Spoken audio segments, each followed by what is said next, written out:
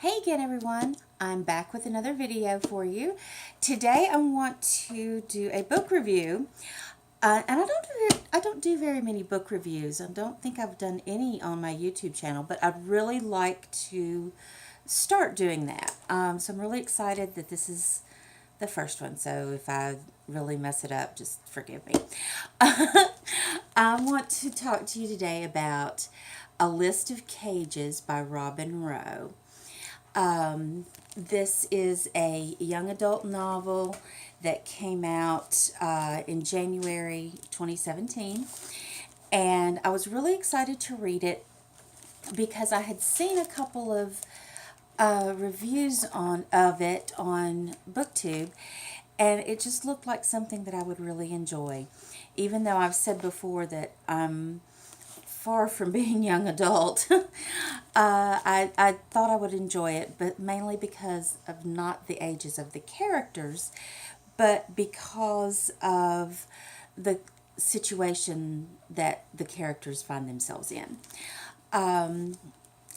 Let me start by telling you this is the first part of this review is going to be spoiler free, and then I'll let you know when I'm going to start talking about the spoilers so that you can stop watching the video, and then after you read the book, come back and watch the rest of the video and let me know what you think about the book.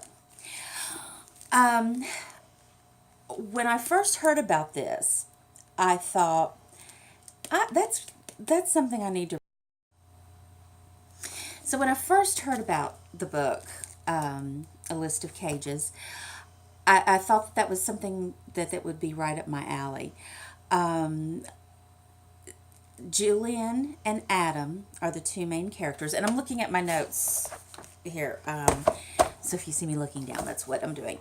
And the two main characters, Adam and Julian. Adam is a senior in high school. He has ADHD, and his mother is a foster parent. I thought, well, I have ADHD. I have a child who has ADHD, and I'm a foster parent. I gotta read this book. And that's basically what intrigued me about it. I wanted to see how ADHD and foster children were treated. So that's what drew me in.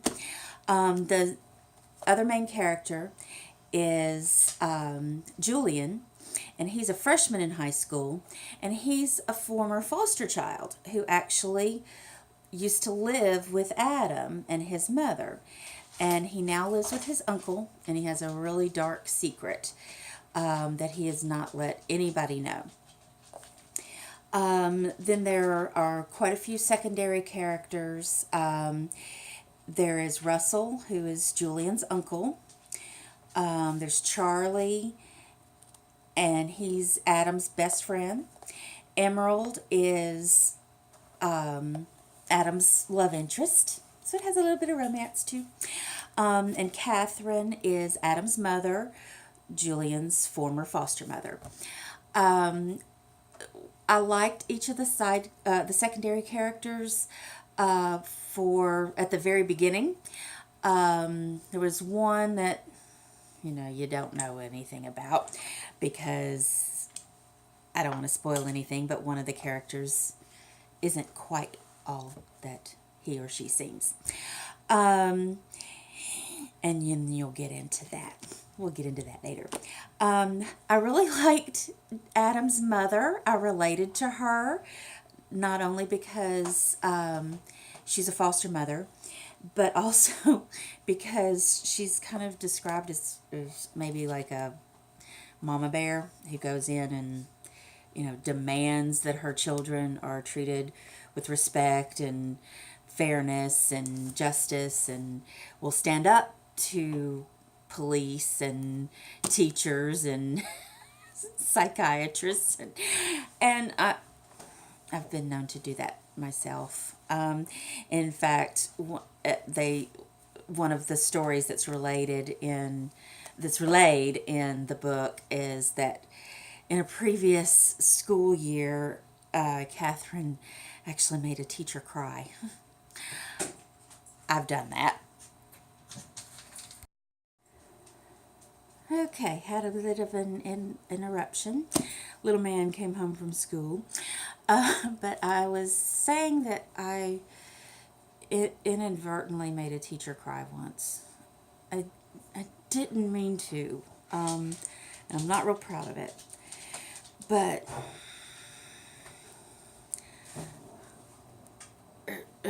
mess with the kids and you just...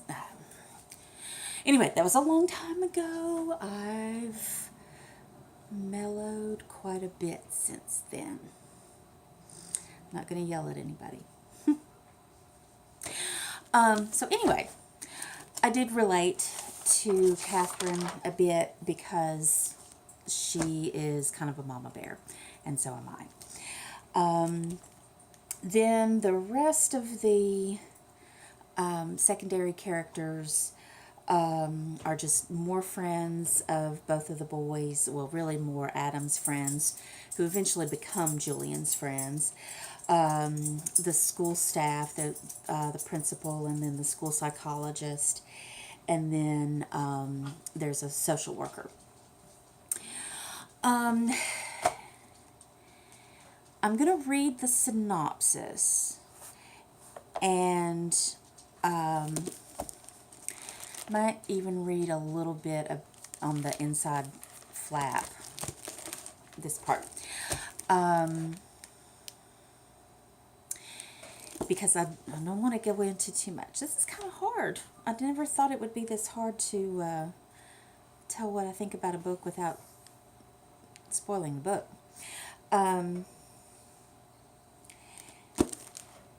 When Adam Blake lands the best elective ever in his senior year, serving as an aide to the school psychologist, that's Dr. Whitlock, he thinks he's got it made. Sure, it means a lot of sitting around, which isn't easy for a guy with ADHD, but he can't complain since he gets to spend the period texting all of his friends. Then the doctor asks him to track down a troubled freshman who's been dodging her. And Adam discovers that the boy is Julian, the foster brother he hasn't seen in 5 years. Adam is ecstatic to be reunited. At first, Julian seems like the boy he once knew. He's still kind-hearted, he still writes stories and loves picture books meant for little kids. But as they spend more time together, Adam realizes that Julian is keeping secrets, like where he hides during the middle of the day, and what's really going on inside his house. Adam is determined to help him, but his involvement could cost both boys their lives. I just thought that was a really cool synopsis. And the only thing that I would add to this is they do become good friends, and Adam's friends accept him as Julian's little brother. And I thought that was a really sweet concept, because a lot of times, at least in my experience with foster kids, is they don't make friends as easily. And so to have these older kids that Julian sort of looks up to accept him and take him in and bring him into their group, and they're kind of the cool kids. So for them to do that, it really spoke to my heart that that this is one of the reasons that he's able to open up later on. Okay, so I do recommend this book if you know someone with ADHD, if you have ADHD. It's not about ADHD, but what I liked about this book and the way it relates to ADHD is that Julian is a character that everybody loves, and he's always he's very outgoing, and he's always doing this, and he's running here and doing that, and he's got so much energy, and his friends love him for it. And it's like he brightens their room, their day, brightens the room when he walks in. And that's kind of how my son with ADHD is. I don't think I'm that way because I was an adult before I realized I had ADHD. But little man back here, you can't miss him in life. He is boundless energy, boundless joy. And it shows on his face when he's having a good day. When he's having a bad day, yeah, it's not joyful for anybody, especially him. But I liked the way ADHD was dealt with. But as I said, the book is not about ADHD, but that's just what drew me in. Okay, so I'm going to stop now with the spoiler-free review, and I'm going to give you the cover one more time. List of Cages by Robin Rowe, and it came out in January 2017. And this is a library copy, so your libraries do have it. And I hope you pick it up. I hope you love it. And I'm going to sign off now for the spoiler free and give you time to stop the video. And I'll wait a second. Are you gone? Is everybody gone? Are they gone? I hope not everybody's gone. Okay, so now we're going to talk about the spoilers of A List of Cages.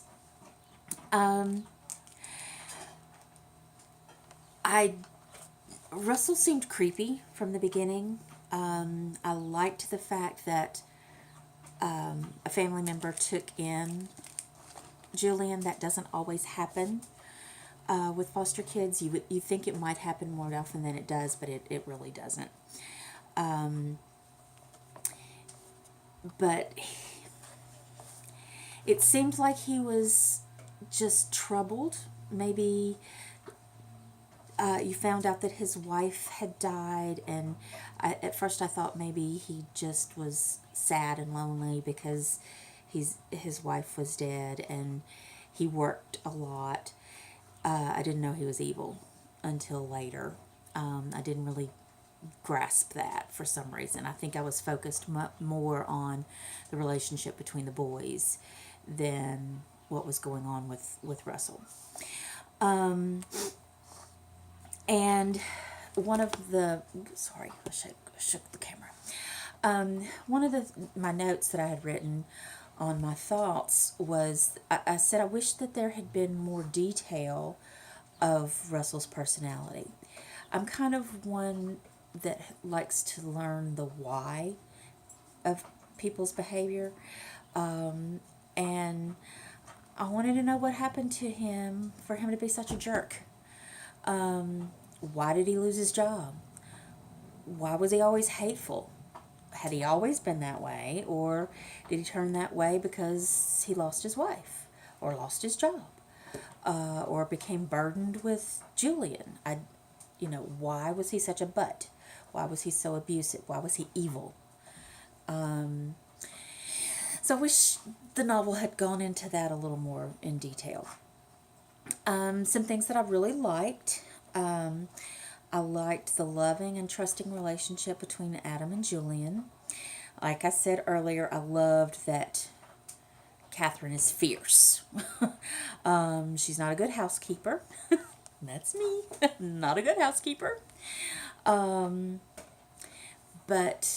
I felt like I could relate to her. I like that good wins out in this book, because that doesn't always happen in real life with foster children, especially in the abusive situation with Julian. So I was really glad that good won out in this book. And Julian seems so much better after Russell's death. like he was just a dark cloud. Just even though he had been removed from the house and wasn't exposed to Russell any longer, just because Russell existed, Julian still had a dark cloud over him. And so he seemed much better once he knew that Russell could never hurt him again. I don't think that always happens in real life. Kids don't get over the abuse that quickly. Takes many, many years of trauma therapy and love and support for kids to get over, especially something that traumatic. But it does happen, and it's hopeful. And I liked the way that it seemed hopeful at the end. And as I said, another one of my likes was that Adam's friends were just wonderful to Julian. Some of my dislikes, it had some stereotypes that I thought were unnecessary, and they could have been done a little bit differently, such as the guardian ad litem and the police. When the police officers, the one police officer in particular, I can't remember his name, but when he was just harassing Adam, I've never known a police officer to harass a traumatized child. So I was a little taken aback by that. Now, Adam did insult him. So that could have been part of it. But it just seemed like this policeman didn't like Adam from the very beginning. And I thought that was a little stereotypical, little different than what I'm used to in my experiences. Typically with the traumatized children that children's services and police deal with, they don't, they're a little kinder, little more supportive than this police officer was. But like I said, Adam did insult him, so I could understand why he was a little upset with Adam. But I just thought it was a little stereotypical. And the guardian ad litem, she was different than what I'm used to. In Tennessee, where I live, a guardian ad litem is actually an attorney. And it seems like Dolores was this guardian ad litem's name. It seemed more like she was, she had the social worker role, the caseworker, the case manager. Tennessee DCS, Department of Children's Services, calls them family service workers, FSWs. So she wasn't a guardian ad litem, but she seemed to have more of the social worker role. I liked her. She was a little stereotypical too, in that she was described as wearing, having this big hair and wearing 80s power suits and in bright colors and a little audacious, like you would, people think sometimes of people, social workers. I don't mean that to sound weird, because the social workers that we've dealt with have always been very, very wonderful, and I don't think any of them were stuck in the 80s. And she, the thing I did like about her, though, is that she was pretty fierce as well. She stood up to the police. She stood up to the kids. She stood up to Adam. And sometimes you have to. You have to tell these kids that they, even though they don't want to follow the rules, they have to do it in this circumstance, or you're going to blow it. You can't yes, you're hurt. Yes, we get it. But you can't demonstrate that outwardly all the time. And you can't let those emotions take over. And that's where she was really, really good at, trying to diffuse the situation, but standing up for his rights and standing up for what was right all along. And I really liked her. We've always had, with very few exceptions, wonderful DCS workers. There's only been one or two that I would say were horrible. And don't work with them again. And there's one that we do ask, who's the FSW? Because I'm not working with this person again. And that's sad, but we just don't see eye to eye on a lot of issues when it comes to the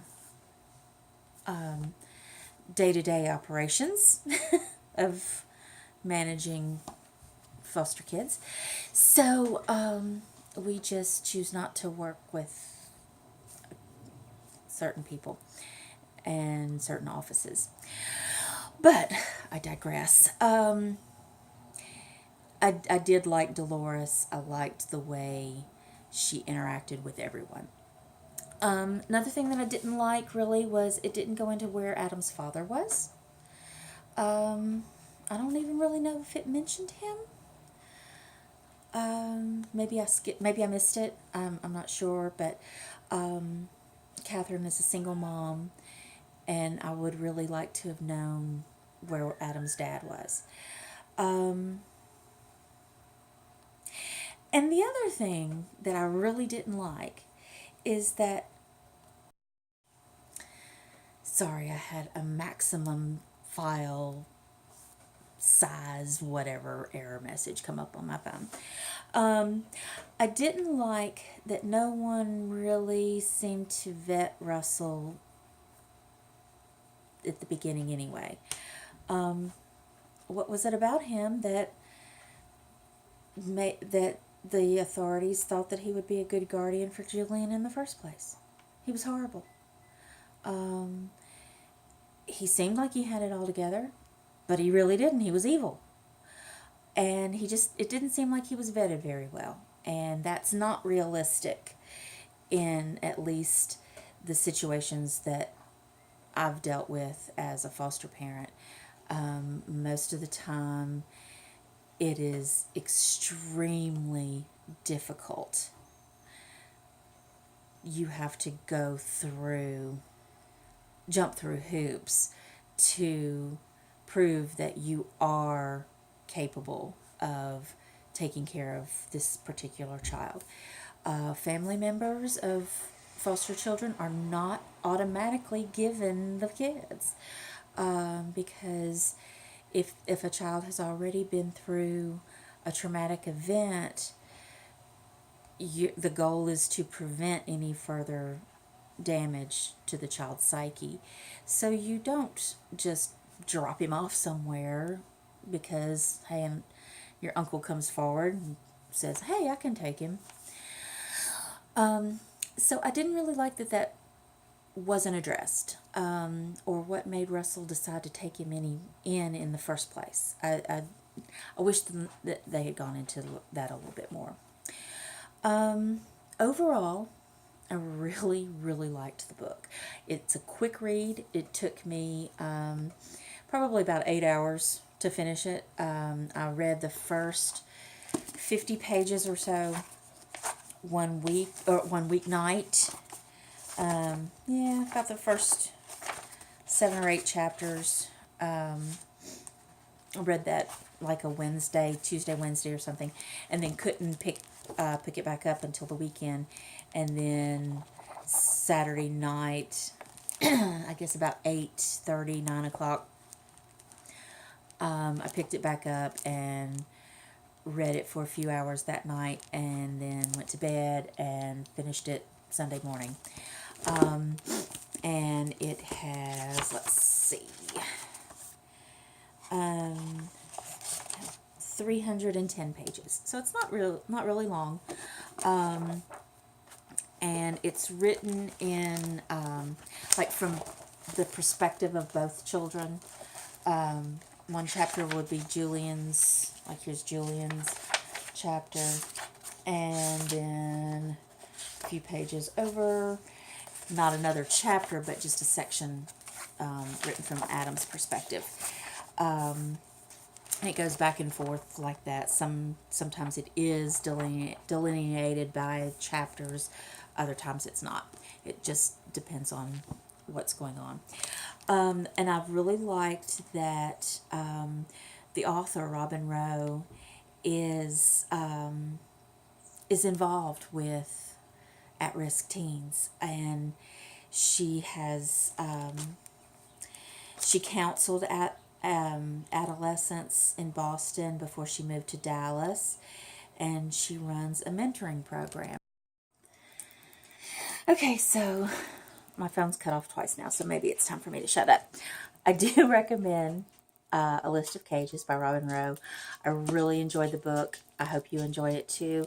Let me know. Comments below. Let me know if you read it, if you liked it. If you didn't, let me know if you agreed with me or disagreed.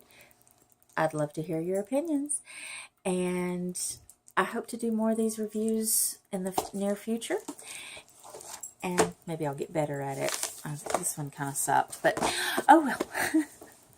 Thanks so much for watching. Fly high, Pooh Bear.